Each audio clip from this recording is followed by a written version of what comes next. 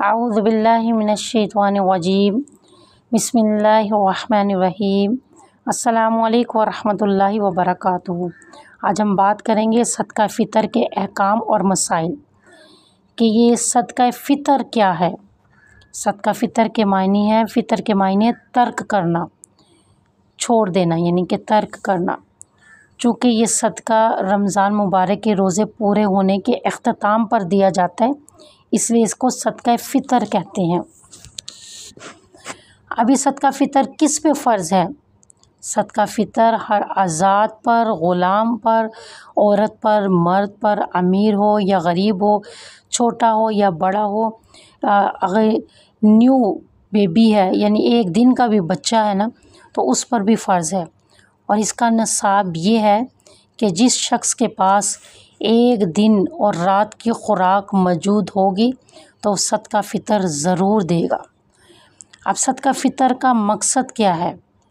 सदका फ़ितर का मकसद ये है कि रोज़ेदार से हालत रोज़ा में कोई फ़ज़ूल और नाज़ेबा हरकत हो गई है, कोई फहश कोई लग़वियात, कोई कमी कोताही हो गई है, तो अल्लाह उसे पाक कर दे इस सदक़े की बदौलत, यानी कि अल्लाह ताला इसके ज़रिए से उसके गुनाह की जो तलाफ़ी है वो हो जाए, कमी कोताहियाँ दूर हो जाए।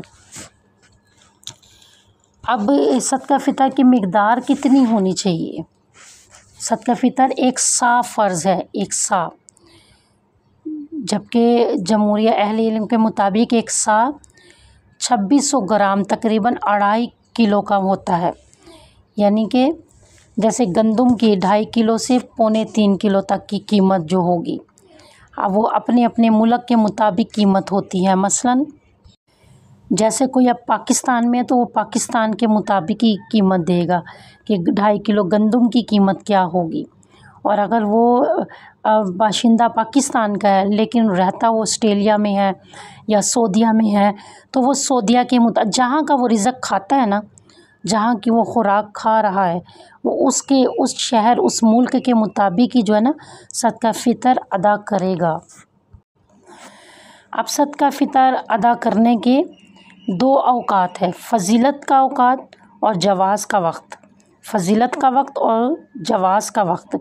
फ़जीलत का वक्त जो है ना ईद की नमाज से पहले पहले है, यानी शवाल का चाँद देखकर फ़ौरन अदा कर देना, ठीक है। और दूसरा जवाज़ का वक्त ईद से 1 दिन या 2 दिन पहले, यानी ईद से 2 दिन पहले भी आप नियत करके सदका फ़ितर दे सकते हैं। लेकिन ईद से 3, 4 या 5 या 6 दिन या 10 दिन पहले अगर आप सदका फ़ितर की नियत करके और सदका फ़ितर देते हैं तो वो फिर सदक़े में शुमार होगा, वो सदका फ़ितर में नहीं आएगा। वो आपका जो है ना उसको आपको फ़ितराना जिसको फ़ितराना यानी सदका फ़ितर कहते हैं, उसका सवाब आपको नहीं मिलेगा। वो जो आपने सदका फ़ितर की नियत से पैसा दिया वो आपको सदक़े का सवाब मिलेगा।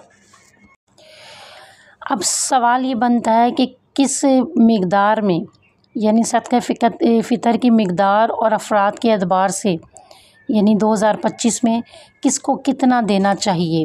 एक अफ़राद है और वो गंदम की कीमत देना चाहता है तो वो 240 रुपये या 250 रुपये देगा। अगर जौ की कीमत देना चाहता है वो 700 देगा। अगर खजूर की देता है तो 2400, अगर किशमिश की तो 6000 रुपये भी उसका सदका फ़ितर बनता है। और अजवा खजूर देगा, यानी उस कीमत के मुताबिक अगर वो अपना सदका फ़ितर देना चाहता है तो 19,000 रुपये।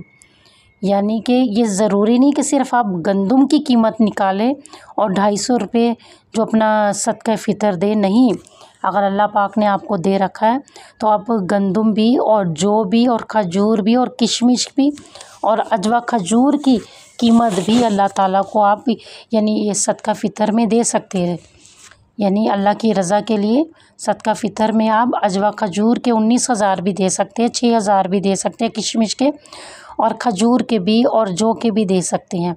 अगर 2 अफ़राद का, यानी कि अगर आप देखें 2 अफ़राद का कितना बनता है, गंदम की कीमत 2 अफ़राद की मैक्सिमम 500 लगा लें, तकरीबन 500 लगा लीजिए। और 2 अफ़राद अगर जौ की कीमत के मुताबिक सदका फ़ितर देते हैं तो 1400, और अगर खजूर की कीमत के मुताबिक देते हैं तो क्या 4800 रुपये बनते हैं। और किशमिश की कीमत के मुताबिक सदका फ़ितर देते हैं तो 12,000 बनते हैं। और अजवा खजूर के मुताबिक देते हैं तो 38,000 बनते हैं।